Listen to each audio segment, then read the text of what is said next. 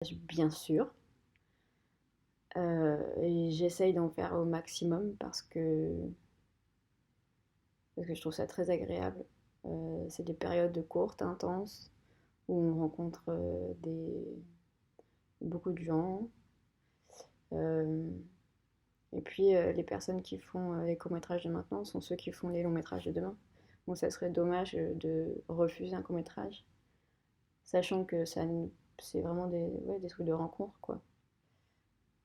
Et est-ce que j'en vois souvent? Je vois beaucoup de courts-métrages d'animation avec mon fils.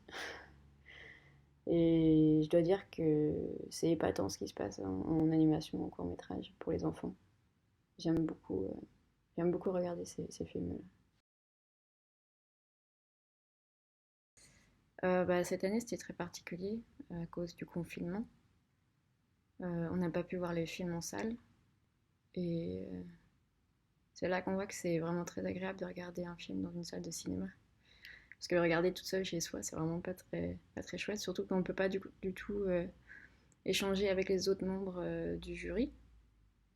On ne peut pas donner les impressions. On ne peut pas aussi ressentir ce qui se passe dans la salle et comment les films sont ressentis par les spectateurs qui sont avec nous.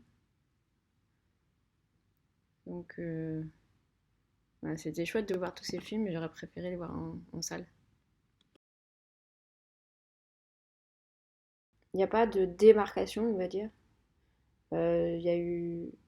il y a- c'est des courts-métrages qui. On voit bien qu'ils ont été faits dans notre époque. C'est des courts-métrages qui parlent de l'écologie, de l'immigration, du harcèlement à l'école, de la place de la femme dans la société. Donc je dirais que c'est des courts-métrages qui sont très dans notre ère du temps.